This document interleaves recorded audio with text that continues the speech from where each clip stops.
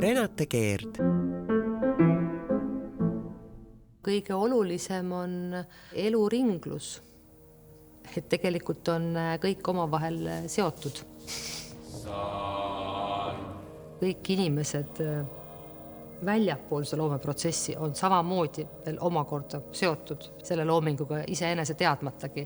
Et kas või see, kuidas ma lähen hommikul proovi, kellega ma kohtun, tulen õhtul proovist, käin poes, kas bussijuht viimasel hetkel teeb uksed lahti, kui sa keelvestil jooksed või sa lähed kassasse, räägid kassapidajaga, pilgud kohtuvad, vahetate toredaid inimlikke repliike, et see omakorda ka veel aitab kõik sellele loomingule kaasa.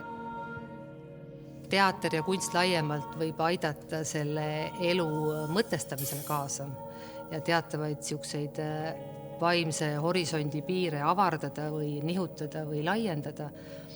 Aga kõige olulisem on ikkagi see elu ise ja see elamine.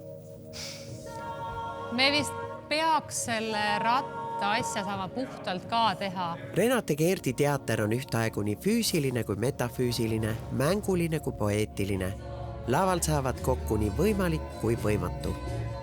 Mõnikord peab vaatama üldpilti, tervet lava.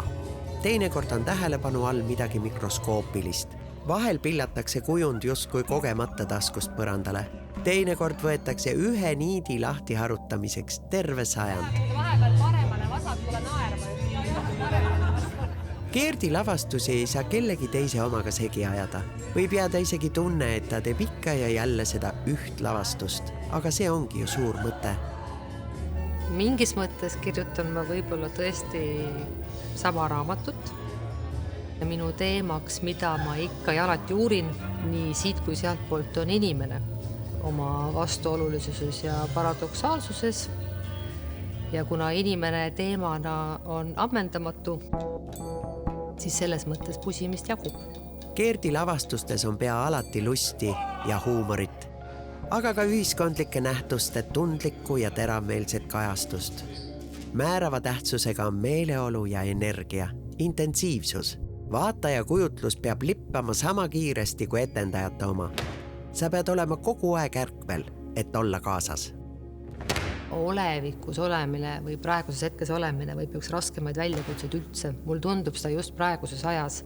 Mina küll tunnen, et vaja on see aeg peatada ja olla kohal.